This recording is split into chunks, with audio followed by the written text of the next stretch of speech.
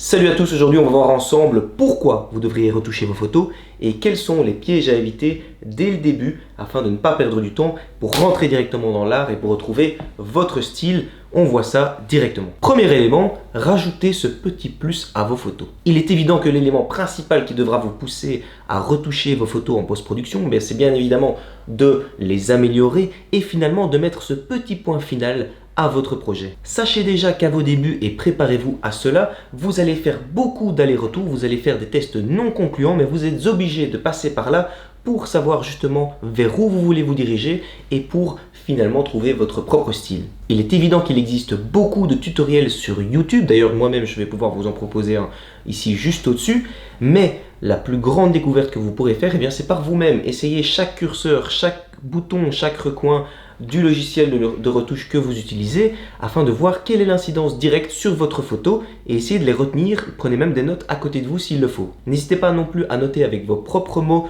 ce que vous voyez comme influence sur votre photo, quitte à ce que quelqu'un d'autre ne puisse pas relire vos notes du moment que vous comprenez ce que chaque curseur aura comme influence sur votre image. Si dans un premier temps vous allez donc passer beaucoup de temps sur vos premières photos, n'ayez pas peur, votre technique s'affinera avec le temps. Évidemment, ne fouillez pas les logiciels de retouche car vous ne faites que postposer le problème et vous ne prendrez jamais la peine de rentrer dedans. Au plus vite vous irez, au plus vite vous en sortirez. Premier petit conseil que je peux vous donner pour gagner déjà beaucoup de temps, évitez les ajustements locaux. Et donc les ajustements locaux, contrairement aux ajustements généraux, seront des zones de votre image que vous voudrez modifier.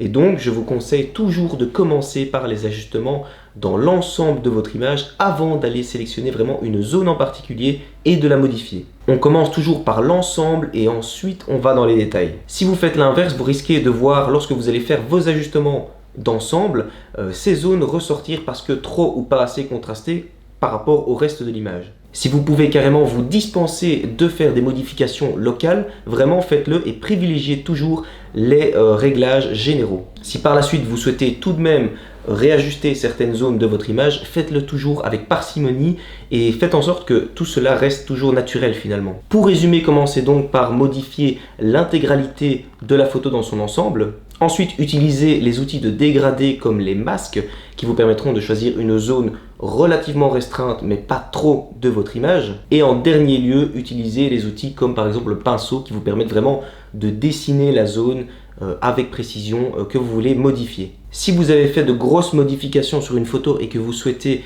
la retoucher encore par la suite, je ne pourrais que vous conseiller de repartir du fichier d'origine, donc du fichier RAW, quitte à garder sur le côté le modèle de vos premières retouches, mais de repartir à zéro et ne pas repartir de la photo qui a déjà été retouchée. Troisième astuce, je vous invite à retoucher vos anciennes photos. N'hésitez pas à retoucher des photos que vous avez déjà retouchées au préalable afin de pouvoir faire justement des vis-à-vis et de voir comment évolue votre style et vers quoi vous voulez tendre et ce que vous préférez finalement. En plus de ça, cela vous permettra de revoir vos anciennes photos, ce qui est toujours une bonne chose car on n'est pas à l'abri de retrouver des photos qu'on a carrément laissé passer au moment où on les a par exemple importées sur notre ordinateur et finalement on se rend compte qu'elle est bien meilleure que ce qu'on pensait. N'hésitez pas non plus à partager les différentes étapes de votre retouche ou bien alors les différents modèles que vous avez retouchés avec d'autres personnes qui s'y connaissent ou non en photo afin d'avoir un retour dessus et de pouvoir prendre du recul. Le plus important à retenir, c'est qu'au plus vite vous vous plongerez dans la matière, au plus vite vous deviendrez un expert, au plus vite vous en serez quitte et au plus vite vous aurez trouvé votre propre style. Alors n'hésitez pas à regarder de nombreux tutoriels sur YouTube, faites des tests par vous-même, pratiquez et s'il le faut et si vous le souhaitez, suivez même une formation qui vous permettra d'avoir toutes les informations en condensé pour apprendre au plus vite un logiciel en particulier. Il y en a plein sur internet, n'hésitez pas à aller faire un tour. Moi j'en ai pas encore fait sur la post-production mais ça ne serait que tardé, donc n'hésitez pas non plus à aller voir, je vous mettrai un lien en description, mes différentes formations. Et puis j'en profite pour vous dire que vous pouvez télécharger en description mon syllabus de plus de 150 pages totalement gratuitement que j'ai écrit et qui vous permettra de vous libérer au plus vite de la technique en photo. Alors n'hésitez pas, c'est gratuit, c'est dans la description. Et en plus de ça, vous pourrez retrouver un plan d'action sur 30 jours. Donc par exemple le jour 1, je vous dirai lisez tel chapitre du syllabus, le jour 2, mettez-le en pratique, etc.